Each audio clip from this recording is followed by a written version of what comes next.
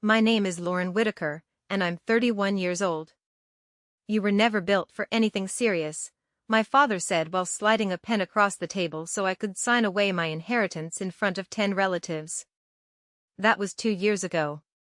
I walked out of my parents' house in Naperville, Illinois that afternoon with nothing, no money, no family, no safety net.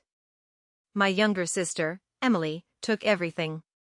The $4 million estate, the lake house in Michigan, the investment portfolio my grandfather spent 40 years building.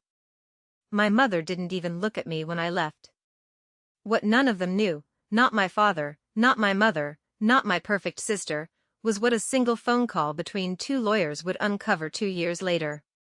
And when my father finally heard the number, he repeated the same 2 words over and over like a man trying to wake up from a dream he didn't understand. Before I go on, take a second to subscribe to Women Reddit Stories, but only if you actually connect with stories like this. And if you do, drop your city and time in the comments. I always read them. Now let me take you back to the day my family decided I wasn't worth keeping. The message came on a Thursday afternoon. I was sitting at my desk in a small co-working space in downtown Chicago, halfway through redesigning a retail storefront for a client who was already 2 weeks late on payment. My phone buzzed once, then again. A text from my father. Family meeting. Sunday. Be there at 2. No explanation. No greeting. No how are you. Just instructions, like always. I stared at the message longer than I should have. Something about it felt rehearsed, like a line he had practiced saying out loud before typing it. I almost didn't respond. I almost didn't go. But family has a way of pulling you back in, even when you already know how it ends. Sunday came with that heavy Midwest gray sky that makes everything feel slower. The drive from Chicago to Naperville takes about 40 minutes, but it felt longer that day. Every exit sign looked unfamiliar, like I was heading somewhere I didn't belong anymore. When I turned onto Cedar Ridge Drive, the house came into view exactly the way I remembered it, large brick exterior, white columns, the kind of place that looks like stability from the outside and pressure from within. I grew up there. I never felt like I belonged to it. There were already cars lining the driveway and spilling onto the street when I pulled up. That should have been my first warning. Inside, the house was too quiet. Not empty, quiet. The kind of quiet where people are waiting. I stepped into the foyer, and before I could even take my coat off, my mother's voice cut through the hallway. We're in the dining room. No warmth. No smile. Just direction. I walked in and stopped. 10 people were already seated around the table. My Aunt Karen sat closest to the window, her hands folded neatly in front of her like she was attending a formal event. My Uncle David sat beside her, staring down at his phone like he didn't want to be part of whatever this was. 2 cousins, both dressed nicer than usual. My grandmother sat at the far end, her expression unreadable. At the head of the table sat Mr. Collins, my parents' estate attorney.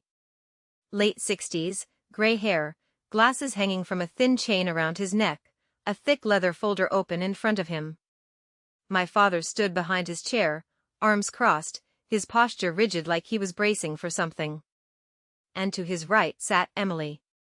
Perfect posture. Neutral expression. Already prepared. She didn't look at me. She didn't have to. The only empty seat at the table was at the far end, directly across from Mr. Collins.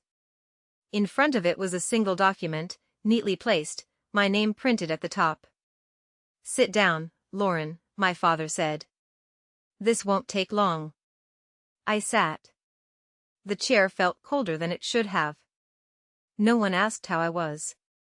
No one made eye contact long enough to mean anything. It was like I had walked into something that had already been decided without me. My father gave a small nod to Mr. Collins. That was all it took. Mr. Collins adjusted his glasses, opened the folder, and began reading in that steady, detached tone lawyers use when they want to remove emotion from something that was never meant to be emotional in the first place. The Whitaker family estate, including all liquid assets, real property, and trust holdings, is hereby transferred in full to Emily Grace Whitaker. The words kept coming, but I didn't need to hear the rest to understand what was happening. The lake house. The investment accounts. The trust fund. Every asset, every account, every piece of what I thought was shared family history, transferred entirely to my sister. My name didn't appear once. I looked at my father. And me? He didn't answer. He adjusted his cuff, stared past me like I wasn't part of the room. My mother stepped in, like she had been waiting for that exact moment. "You were never built for anything serious," she said, her voice calm, almost casual. "We're done pretending otherwise." The room didn't react. No one disagreed. No one interrupted. My grandmother lowered her eyes. My uncle shifted slightly in his seat. My cousins avoided looking at me entirely, like eye contact would make them responsible. Emily remained still. But I saw it. That slight tightening at the corner of her mouth. Not a smile. But close enough. Mr. Collins cleared his throat and slid the document toward me. "This is a formal relinquishment of inheritance rights. We'll need your signature to finalize the transfer." The paper was already marked with tabs. Every place I needed to sign had been prepared in advance. Of course it had. I stared at the pen. Then my mother. Her chin was slightly raised, her expression steady, almost challenging. She wasn't worried I'd refuse.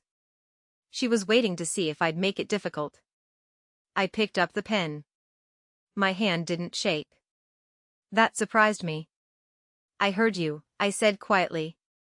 And I signed. No one stopped me. No one said wait. No one asked if I was okay. I stood up before the ink had fully dried, the chair scraping lightly against the floor, the sound sharper than anything else in that room. Still, nothing. No reaction. Just the collective understanding that the uncomfortable part was over, for them. I walked out of the dining room, down the hallway I had memorized as a child, past the framed photos that told a very specific version of our family. Emily's graduation. Emily receiving an award. Emily standing between my parents in front of some resort I didn't recognize. There were no photos of me. There never had been.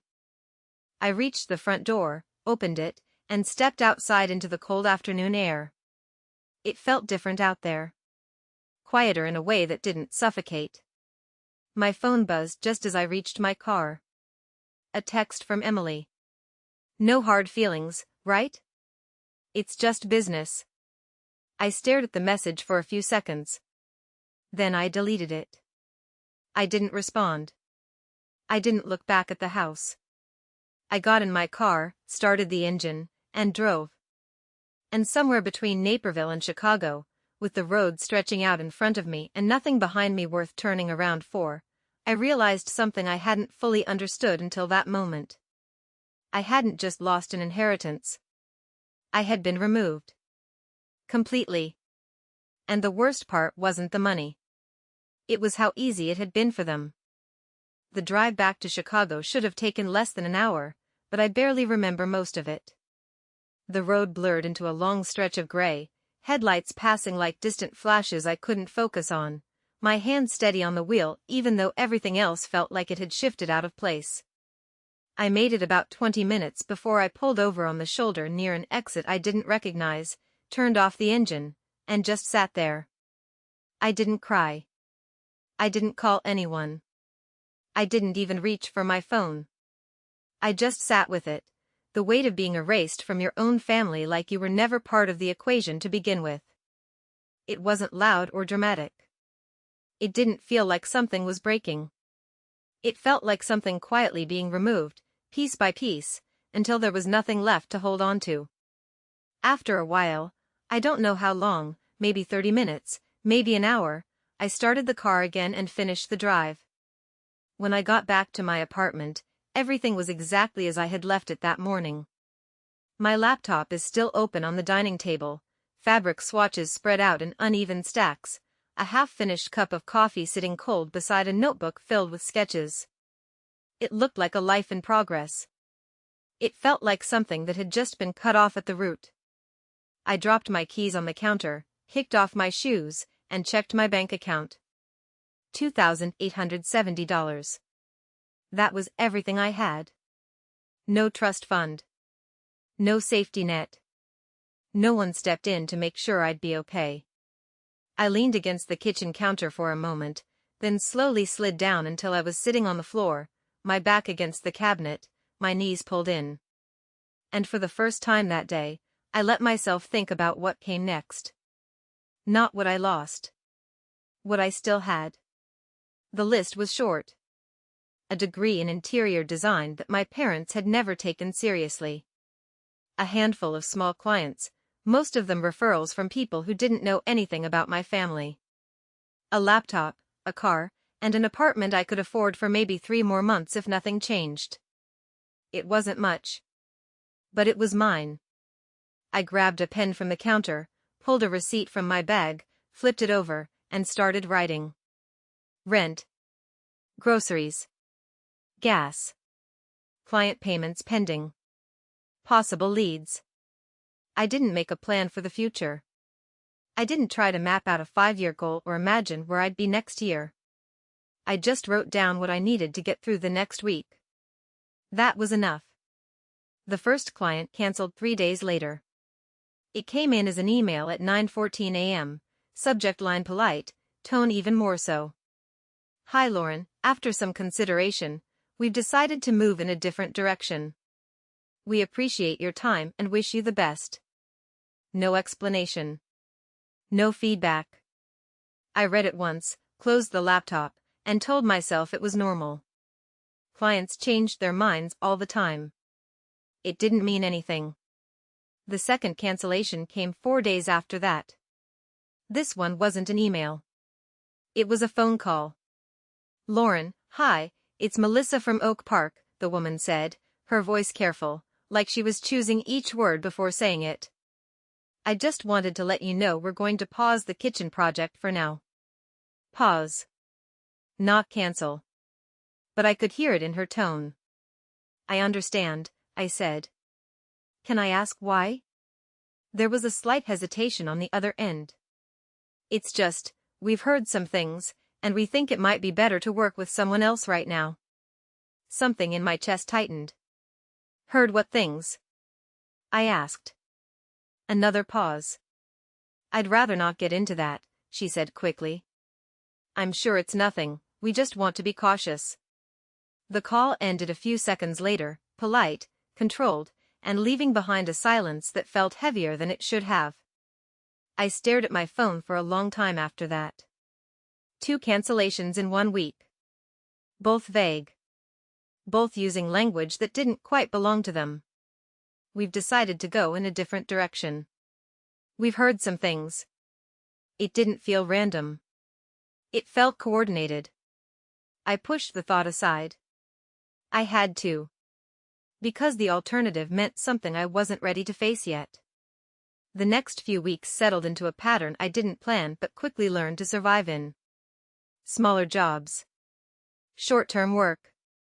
A $600 living room refresh for a rental property in Logan Square.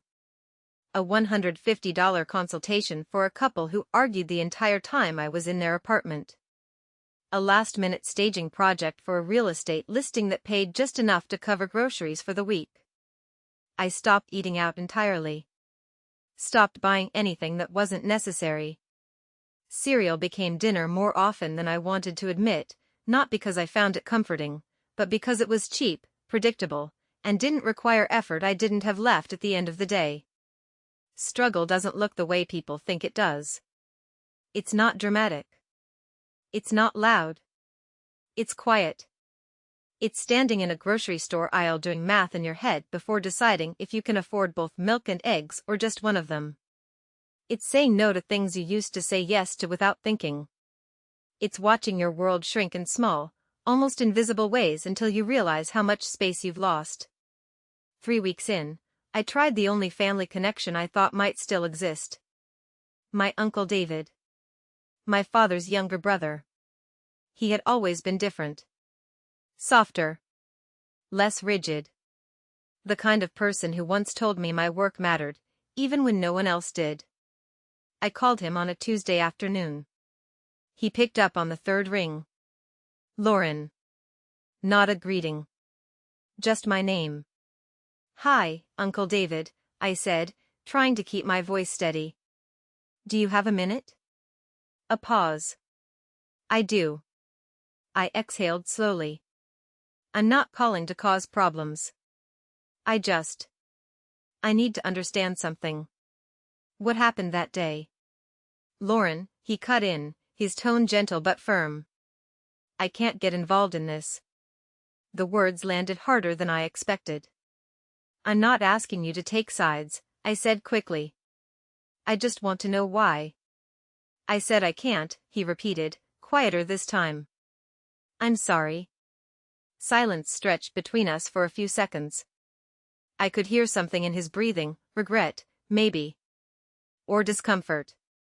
But not enough to change anything. I understand, I said finally. And I did. Because at that moment, it became clear. There was no middle. There was no neutral ground. There was my family. And there was me. Two completely separate worlds. When the call ended, I set my phone down on the table and sat there for a long time, staring at nothing. And somewhere in that silence, something shifted. Not dramatically. Not all at once. But enough. Enough to understand whatever came next. I was going to have to build it without them. Entirely. The email came in late on a Friday night, just as I was about to close my laptop and call it a day. I almost didn't open it. By that point, most late-night emails were either cancellations, delays, or vague inquiries that never turned into anything real. But something about this one made me pause. No subject line. Just my name. Lauren Whitaker, I was given your contact by a mutual connection.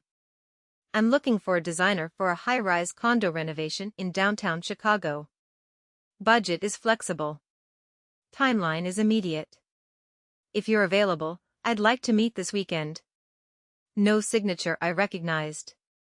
No details about the mutual connection. No reason why someone with a flexible budget was reaching out to me, a designer who, at that moment, was eating cereal for dinner and hoping her next invoice got paid on time. It felt off. Too clean. Too convenient. I hovered over the delete button for a few seconds. Then I closed the laptop instead. The next morning, I opened it again. The email was still there. I read it twice this time, slower. There was no pushiness in the wording. No exaggeration. Just a direct request, almost understated in a way that didn't match the flexible budget claim. I replied. Short, professional, cautious. Thank you for reaching out. I'm available to meet this weekend. Please let me know a time and location that works for you. The response came 10 minutes later. Tomorrow. 10 a.m. Lobby of the Orion Tower. Ask for Rachel Bennett. I sat back in my chair. Orion Tower. That wasn't just any building. It was one of the newer luxury high-rises downtown, glass exterior, private elevators, full concierge service. The kind of place my previous clients admired but never actually lived in. For a moment, I thought about canceling. It didn't make sense. Nothing about it did. But I needed the work. So the next morning, I got dressed in the most professional outfit I had, simple black slacks, a neutral blouse, nothing that tried too hard, and drove downtown. The lobby of Orion Tower was exactly what you'd expect. High ceilings. Polished marble floors. Floor-to-ceiling windows let in a soft, filtered light that made everything look more expensive than it needed to be.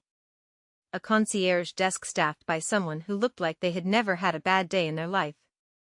I walked up, gave my name, and was directed to a seating area near the windows. Rachel Bennett arrived 5 minutes later. Early 60s, sharp posture, silver hair pulled back neatly, the kind of presence that didn't ask for attention but got it anyway. She extended her hand, her grip firm, her eyes assessing in a way that felt more like evaluation than introduction. "Lauren," she said. "Good. You're on time." We sat. No small talk. No warm-up. She opened a tablet, pulled up a set of floor plans, and turned it toward me. "Penthouse unit. Top 2 floors. Previous owner started renovations and walked away halfway through. I need someone who can see potential where others see a problem." I leaned forward slightly, scanning the layout. Open space. Structural changes have already started. Incomplete kitchen. Exposed framework. Most designers would look at it and see a logistical nightmare. I saw something else. Opportunity. "Do you have a vision in mind?" I asked. Rachel studied me for a second before answering. "I want to see yours first." That told me everything I needed to know. I stood up without asking, walked through the digital plans with my finger, tracing lines, adjusting imaginary layouts in my head as I spoke. "The entryway needs to open up. Right now it bottlenecks the entire flow. If we shift this wall back, just slightly, you create a sightline that carries all the way through to the windows." I moved to the kitchen. "The island placement is wrong. It interrupts movement instead of guiding it. Rotate it 90 degrees, extend the length, and you turn it into a centerpiece instead of an obstacle." I kept going. Living space. Lighting. Materials. Not selling. Not pitching. Just thinking out loud. When I finished, I realized Rachel hadn't interrupted me once. She was watching.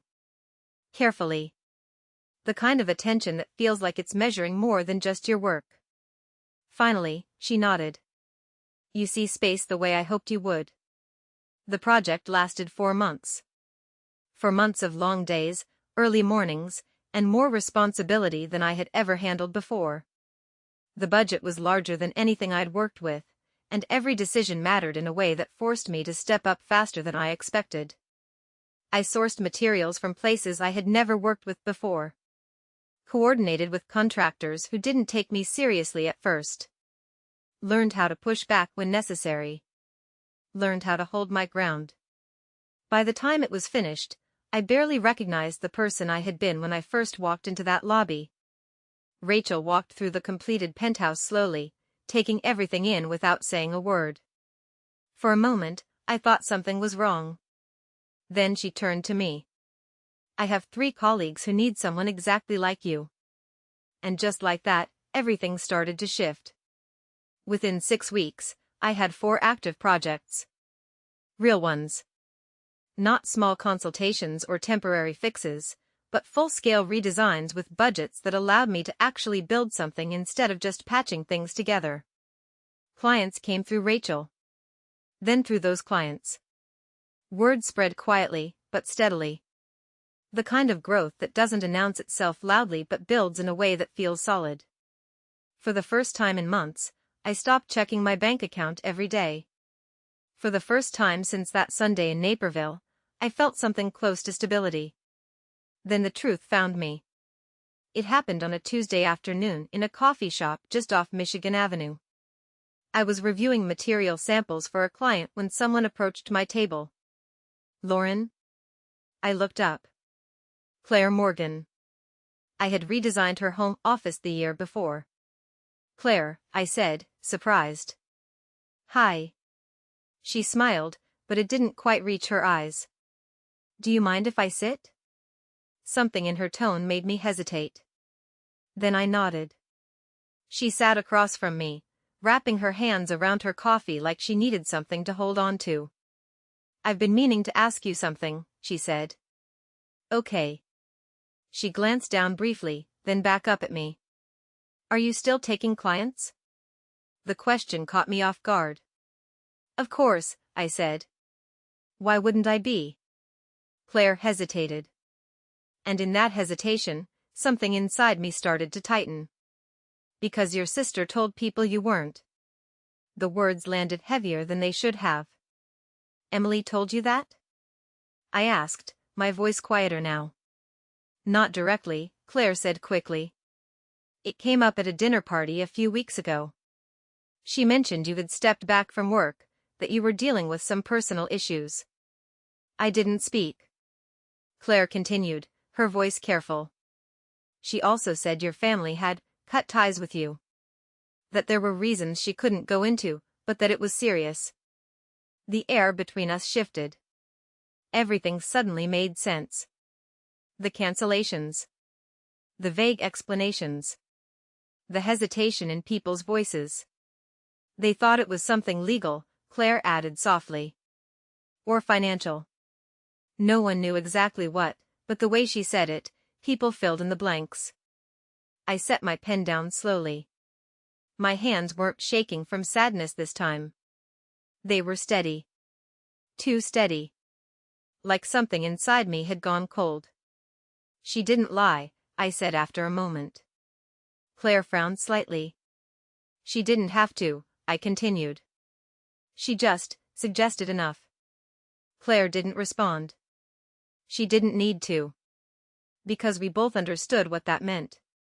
Emily hadn't just taken the inheritance. She had made sure I couldn't rebuild. Quietly. Carefully. Without leaving anything that could be traced back to her directly. I leaned back in my chair, staring at the table for a second before looking up again. And in that moment, something shifted. Not in the way people expect. Not anger. Don't panic. Clarity. Because now I understood exactly what I was dealing with. And more importantly, I understood what I wasn't going to do next. I didn't call Emily. That was the first decision I made, sitting there in that coffee shop with Claire's words still settling into something solid and undeniable. Every instinct I had, the old version of me, wanted to pick up the phone, demand an explanation, force her to say it out loud. But I already knew how that conversation would go. She would stay calm. Careful. She would deny just enough, soften just enough, and somehow turn it into something that sounded reasonable. And I would walk away feeling like I imagined half of it. So I didn't call. I didn't text. I didn't confront. Instead, I thanked Claire for telling me the truth, finished my coffee, and walked out into the cold Chicago air with a decision already made before I even reached the corner. If Emily wanted to control the narrative, I was going to remove myself from it entirely. 3 months after that conversation, I left Chicago. Not dramatically. Not in a way that felt like running. Quietly. Deliberately. Rachel had mentioned, almost casually, during one of our project meetings that she had a property in Austin, Texas, something commercial, something unfinished, something she didn't have time to manage herself. At some point, I'll need someone I trust down there, she had said, flipping through a set of documents like it wasn't important. Someone who can handle things without needing constant direction. At the time, I didn't think much of it. Now, it was the only thing that made sense. I called her that night. I'm interested in Austin, I said, keeping my voice even. There was a pause on the other end. Good, Rachel replied. I was hoping you would be. 2 weeks later, I packed everything I owned into my car. Not much had changed since the day I left Naperville. A few more fabric samples. A few more notebooks filled with ideas that hadn't existed before. The same laptop. The same car. But something about it felt different this time. Less like I was leaving something behind. More like I was choosing where to go next. The drive from Chicago to Austin took just under 16 hours. I split it into 2 days, stopping overnight somewhere in Oklahoma where the air felt quieter and the sky stretched out wider than anything I was used to. I didn't call anyone. Didn't post anything. Didn't announce it. By the time I crossed into Texas, my life in Chicago already felt like something distant, something that belonged to a version of me I had outgrown. Austin was different in a way that was hard to explain at first. Warmer, obviously. But more than that, it felt open. Like people there had chosen to be there, not just ended up there. Rachel's property was in East Austin.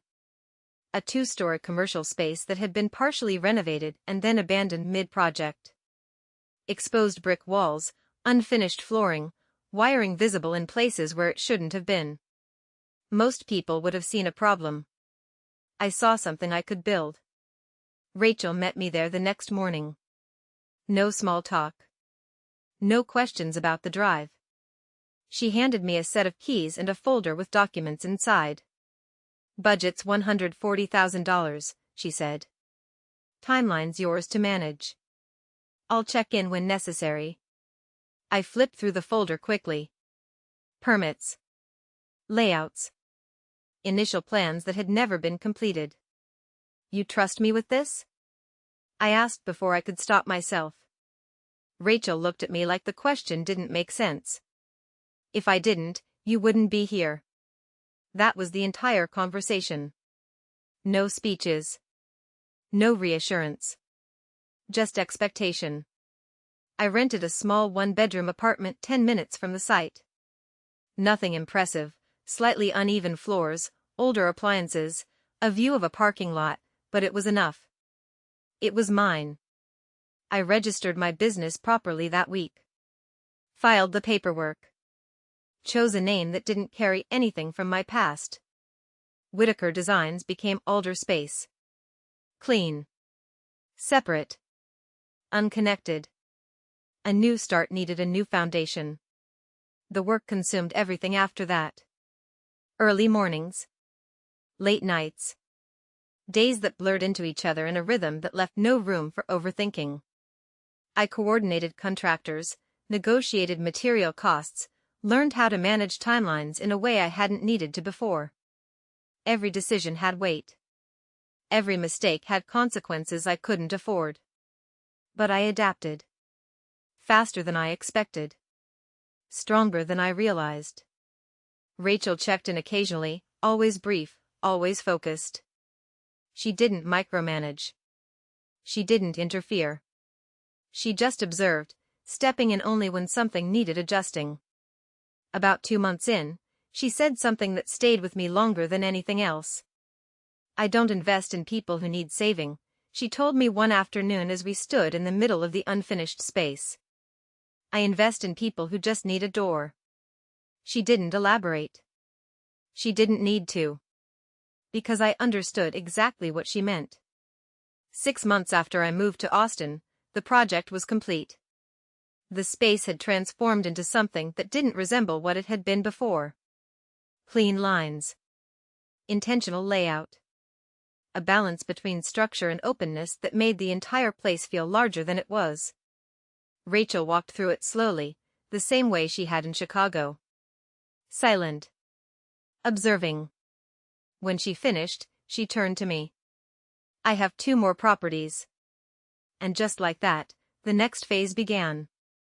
More projects. Bigger ones. Better clients. Within a year, Alder Space wasn't just surviving. It was growing. I hired my first employee, a project coordinator who kept everything organized in a way I never could. Then a second. Then a third. I moved out of the one-bedroom apartment into a slightly larger space closer to downtown. Nothing excessive. Nothing that felt like I was trying to prove anything.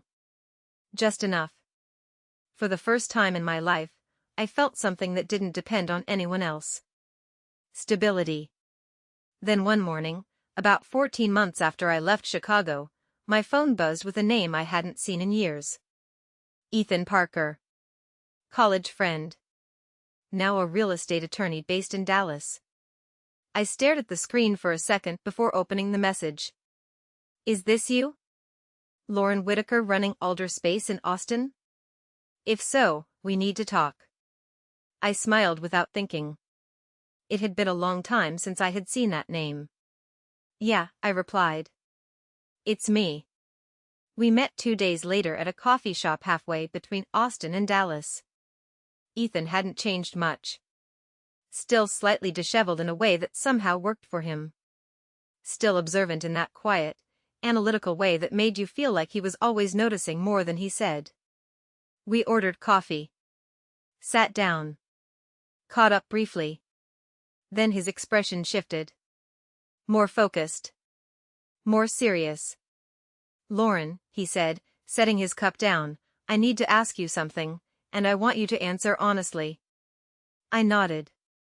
"Do you have any connection to a firm in Illinois called Whitaker Holdings?"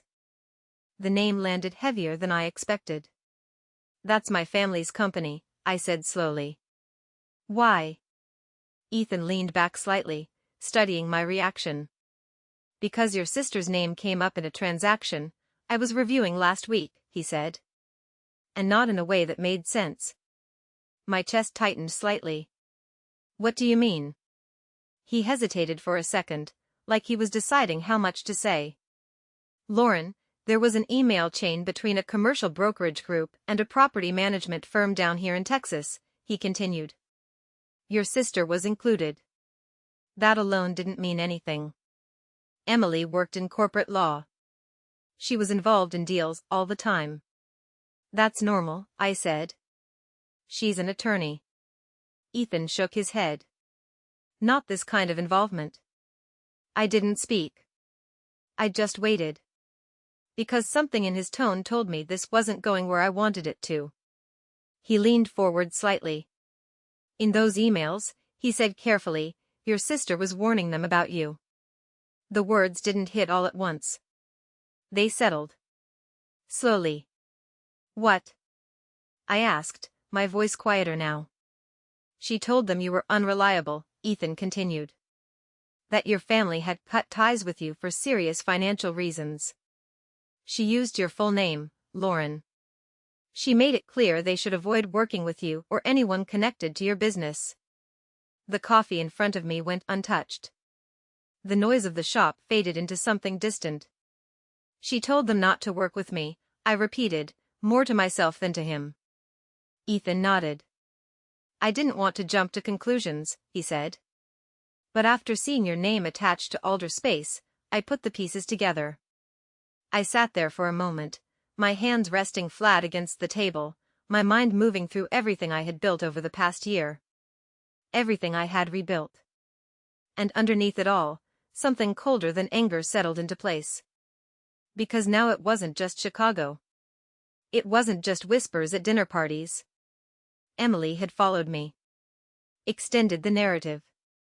Made sure that even in a different state, a different city, a different life, her version of me was still waiting ahead of me. I looked up at Ethan. "Do you have those emails?" I asked. He studied me for a second. Then nodded. "I can get them." I held his gaze. "Get them," I said. Because in that moment, for the first time since I walked out of that house in Naperville, I wasn't thinking about moving on. I was thinking about what came next. Ethan sent the emails 2 days later. I didn't open them right away. That might sound strange, considering I had just asked for them, but there's a difference between knowing something is happening and seeing the proof laid out in front of you in a way that removes all doubt. As long as those emails stayed unopened, there was still a small part of me that could pretend this wasn't as deliberate as it felt. That it wasn't intentional. That maybe Emily hadn't meant it the way it sounded. But I knew better.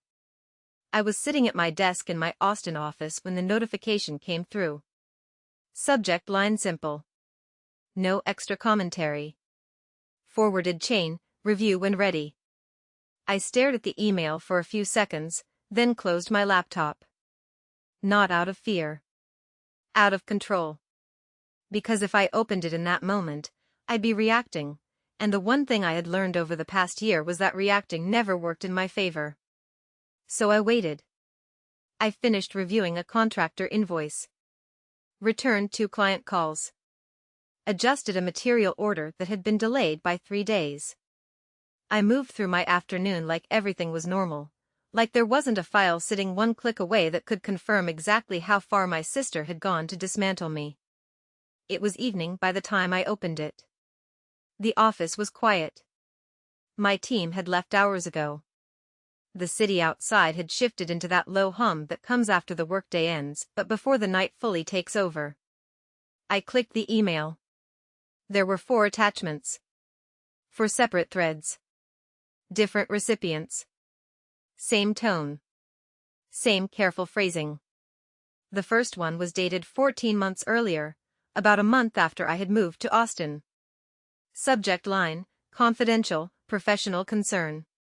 Emily introduced herself in a way that sounded neutral, professional, even helpful.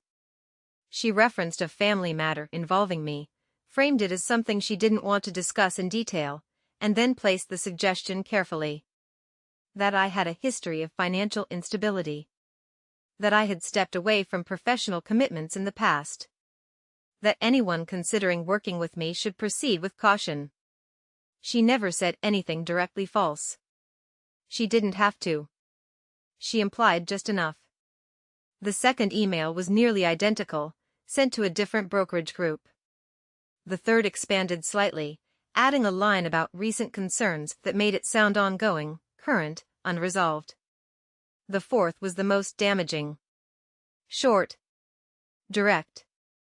To be clear, I would strongly advise against entering into any contractual relationship with Lauren Whitaker or Alder Space.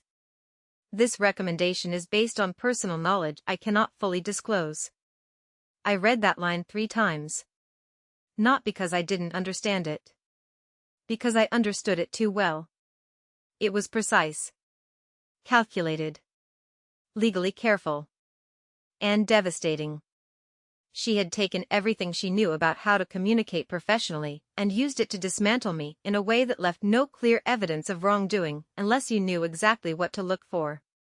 Which, in Texas and Illinois, had a name. Tortious interference. I closed the laptop. Not because I was overwhelmed. Because I was done being surprised. For a long time, I just sat there, my hands resting on the desk, my eyes fixed on nothing in particular. I didn't feel angry. Not in the way people expect. I felt clear. Because this wasn't about family anymore. This wasn't about childhood dynamics or favoritism or resentment that had built up over years. This was business. And in business, actions have consequences. I picked up my phone and called Ethan. He answered on the second ring. You saw them, he said. Yes. A pause. You okay? I thought about the question for a second. Then I answered honestly. I am now. He didn't respond right away. He understood what I meant. What are you thinking? He asked. I leaned back in my chair, looking up at the ceiling. I'm not reacting, I said. Not yet. That's smart. I want everything documented, I continued. Every email. Every recipient. Every timestamp. I want to know exactly how far this goes. I can do that, Ethan said. But Lauren, if you move forward with this, it won't stay quiet. I know. You'd be going after your sister.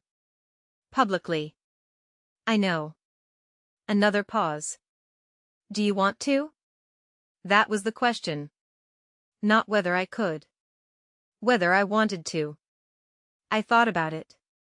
About the past year. About everything I had built from nothing. About the version of me that had walked out of that house in Naperville with $2,870 and no one willing to stand beside her. And then I thought about what a lawsuit would mean. Depositions. Discovery. My life reduced to documents and arguments and timelines. Everything I had rebuilt turned into evidence.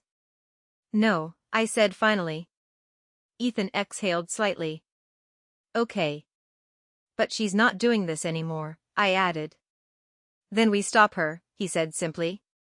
The next morning, Ethan sent over a draft. 5 pages. Precise.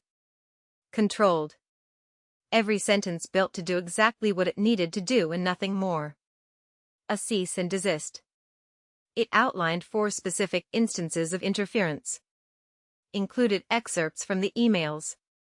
referenced the relevant statutes, and ended with a single, clear statement. If Emily Whittaker continued to disseminate false or misleading information regarding Lauren Whittaker or Alder Space, legal action would be pursued without further notice. No emotion. No threats. Just fact. I read it twice. Made one small edit. Then sent it back. Send it. Ethan had it delivered that afternoon. Certified. Directly to her office in Chicago. I didn't follow up. Didn't check for confirmation. Didn't wait for a response. I went about my day the same way I had the day before. Meetings. Site visits. Decisions that actually mattered. Because whatever happened next wasn't going to be driven by emotion. It was going to be driven by consequences. 2 days later, my phone lit up with a number I hadn't seen in almost 2 years. Emily. I watched it ring. Let it go to voicemail. A minute later, it rang again. I declined it. Then a text. We need to talk. I stared at the message for a few seconds. Then locked my phone and set it down. Because there was nothing left to talk about. The conversation had already happened. She had just chosen emails instead of words. And now, for the first time, she was going to have to deal with the response. I didn't hear from Emily again after that second call. Not that day. Not the day after. Not even the rest of the week. At first, I thought she might try again, push harder, show up in some way that forced a conversation I had already decided I wasn't going to have. That would have been the version of her I grew up with, the one who pressed until she got what she wanted, who didn't accept silence as an answer. But this wasn't that version. This was the one who understood consequences. And more importantly, visibility. Because the cease and desist hadn't just landed on her desk. It had passed through her firm. Through a system that reviewed incoming legal notices as part of standard protocol. Which meant it hadn't stayed private. I didn't need to hear the details to know how that worked. But I heard them anyway. Ethan called me 4 days later. Your letter didn't stay contained, he said. I was sitting at my desk, reviewing a set of revised layouts for a retail project downtown. I didn't expect it to, I replied. He let out a quiet breath, somewhere between acknowledgement and confirmation. Her firm processed the delivery like they would anything else. Intake logged it. One of the partners reviewed it before it went to her. I didn't interrupt. I just listened. There were questions, he continued. Not formal ones. Not yet. But enough to put her on their radar in a way she can't control. I leaned back slightly in my chair. And now people know she used professional channels to communicate about a private individual in a way that raises liability concerns. That was the clean, legal version of it. The reality was simpler. They knew she had crossed a line. What happens next? I asked. That depends on how she handles it, Ethan said. If she denies it, they'll review the emails. If she admits it, they'll contain the damage internally. Either way, she's not in the same position she was a week ago. I nodded, even though he couldn't see me. Okay. Lauren, he added, his tone shifting slightly, this isn't a small thing. In her field, reputation is everything. Even a question mark like this, it sticks. I knew that. Better than anyone. Because I had spent the last year rebuilding mine from nothing. After the call ended, I sat there for a while, my hands resting on the desk, the office quiet around me. I didn't feel satisfaction. I didn't feel vindicated. I felt settled. Because for the first time since that Sunday in Naperville, something had shifted in a way that didn't involve me losing. A week later, I started hearing things. Not directly. Never directly. But through the same kind of quiet channels that Emily had used before. A contractor mentioned, casually, that someone at a firm in Chicago was being moved off client-facing work. A supplier I worked with, who had connections back in Illinois, mentioned internal restructuring at a corporate law office. Ethan confirmed it a few days after that. She hasn't been fired, he said. But she's been reassigned. To what? Internal compliance. I understood immediately. No clients. No negotiations. No visibility. A position where she could be monitored without being exposed. It wasn't punishment in the way people imagine it. It was something quieter. More permanent. A shift in trajectory. Is it official? I asked. It doesn't need to be, Ethan replied. In her field, changes like that speak for themselves. I ended the call and stared out the window of my office, the late afternoon sun stretching across the buildings downtown. Somewhere, in another state, in a life I no longer lived, Emily was dealing with the consequences of something she had chosen to do. And for the first time, I wasn't part of it. A few days later, my phone rang again. This time, it wasn't Emily. It was my Uncle David. I hesitated before answering. Not because I didn't want to hear from him. Because I didn't know what version of that conversation I was about to get. I picked up on the third ring. Lauren. His voice sounded heavier than I remembered. Hi, I said. There was a brief pause, like he was deciding how to start. I owe you an apology, he said finally. I didn't respond right away. For what? I asked. For that day, he said. At the house. I should have said something. I should have stood up. I didn't. I leaned back in my chair, my grip on the phone steady. That was 2 years ago, I said. I know, he replied. Doesn't make it less true. Silence settled between us, not uncomfortable, just real. Thank you, I said after a moment. That means something. I should have called sooner. You're calling now. Another pause. Are you doing okay? He asked. It was the first time anyone in my family had asked me that in a way that didn't feel like a formality.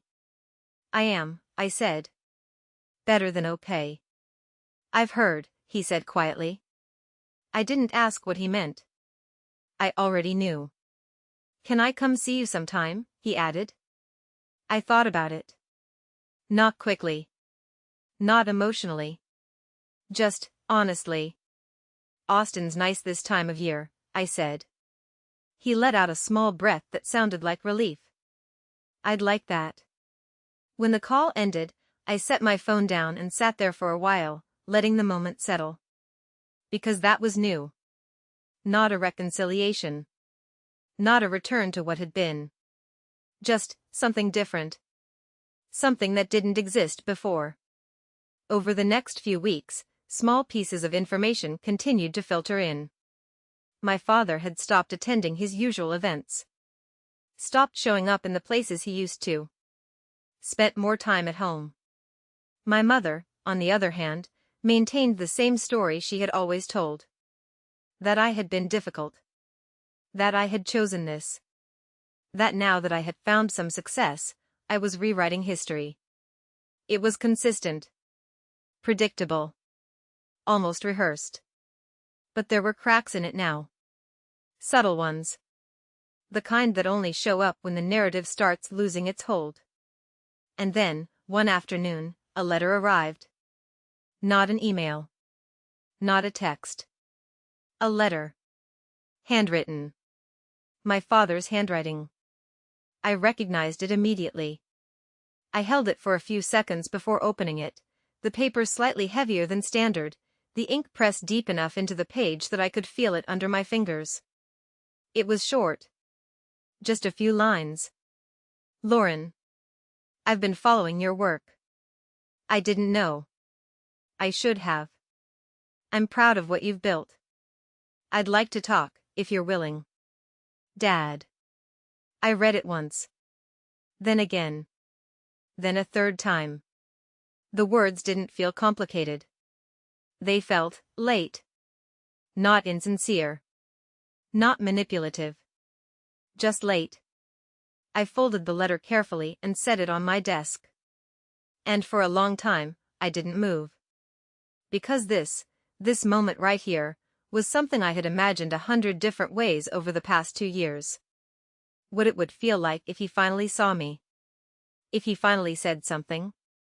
If he finally acknowledged what he had ignored. And now that it was here. It didn't feel the way I thought it would. It didn't fix anything. It didn't undo anything. It just existed. And for the first time, I realized I didn't need it the way I once did. I didn't respond to the letter. Not that day. Not the day after. I placed it in a drawer in my desk, closed it, and went back to work. Not as a statement. Not as a punishment. Just as a choice. Because for the first time in my life, I understood something I hadn't before. I didn't owe anyone access to me just because they were ready now. 2 weeks passed before the second letter arrived. Same envelope. Same handwriting. This one was shorter. Lauren. I'm sorry. Dad. I read it once, standing in my kitchen, the late afternoon light coming through the window, catching the edge of the paper just enough to make the ink look slightly uneven. Like his hand had shaken when he wrote it. I folded that one too. Put it in the same drawer. Closed it. And I didn't reply. Not because I was angry. Not because I wanted to hold on to anything. But because some things, once broken, don't need a response to be understood. They just are. Life moved forward. The way it does when you stop looking back every 5 minutes to see if something has changed. Alder space continued to grow. Not rapidly. Not in a way that felt unstable. But steadily. Deliberately. By the end of that year, we had 8 employees. 2 project managers. A full-time coordinator. Designers who brought ideas I hadn't even considered into the room. We expanded into commercial spaces beyond Austin. Small boutique hotels. Retail developments. Projects that required more than just vision, they required structure, planning, leadership. And I stepped into that role without questioning whether I belonged there. Because at some point, without realizing exactly when it happened, I stopped asking for permission. I moved out of my apartment and into a small house just outside the city.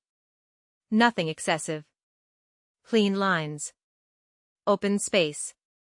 Windows that let in enough light to make mornings feel like something I actually wanted to wake up for. I furnished it slowly. Intentionally. Every piece chosen. Every detail considered. Not to impress anyone. Just because I could. One evening, about 6 months after the second letter, I was sitting on my back porch, a glass of wine in my hand, the air warm in that way Texas evenings tend to be when my phone buzzed. An email. From Emily. I stared at the name for a few seconds before opening it. The subject line was simple. No more excuses. The message itself was longer. Carefully written, but not in the same controlled way as before. There were breaks in it. Moments where the structure slipped. I know what I did, she wrote. I know it was wrong. I told myself it wasn't that bad, that I was just protecting what I had, but I crossed a line.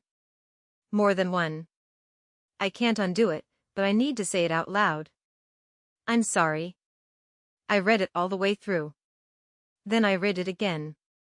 Not because I didn't understand it. Because I wanted to make sure I wasn't filling in meaning that wasn't there. But it was.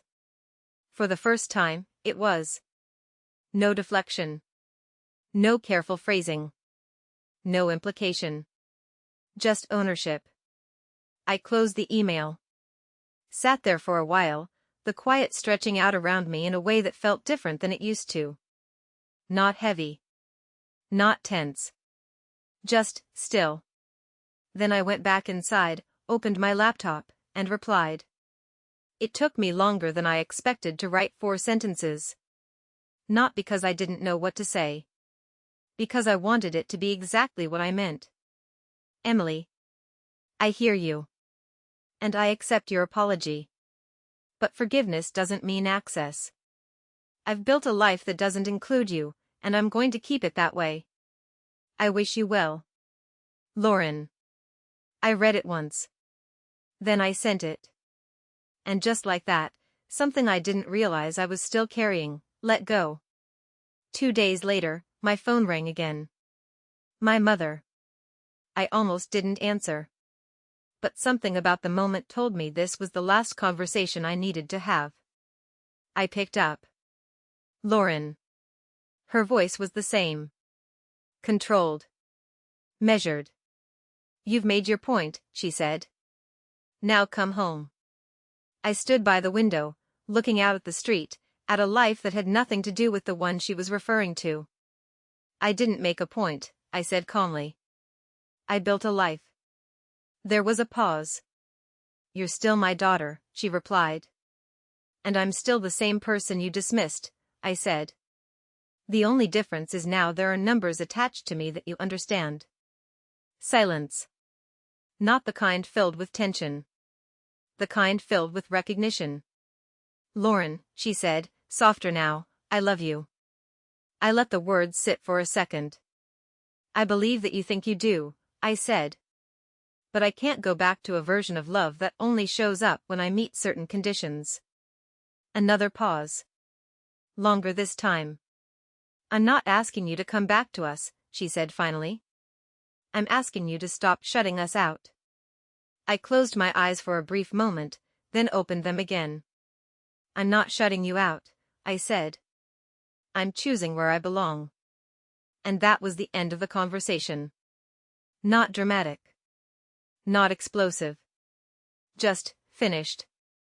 3 years after I signed that document at my parents' dining room table, I stood in a conference room in Austin reviewing plans for a new multi-property development project.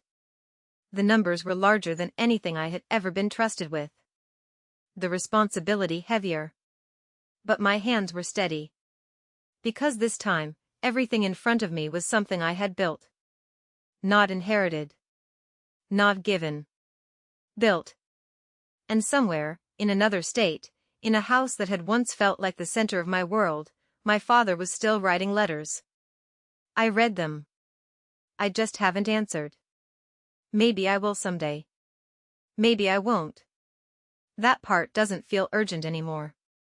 Because the life I have now doesn't leave space for proving anything to anyone. And that's the part no one tells you when you're sitting on the floor with nothing, trying to figure out what comes next. The goal isn't to prove them wrong. It's to build something so complete that their opinion stops mattering altogether. So if you're in that place right now, if you've been told you're not enough by the people who were supposed to believe in you, hear this. You don't need their permission to start over. You don't need their approval to build something meaningful. All you need is a starting point. And sometimes, that starting point looks like nothing. Today, Alderspace has 12 employees. Our portfolio spans multiple states.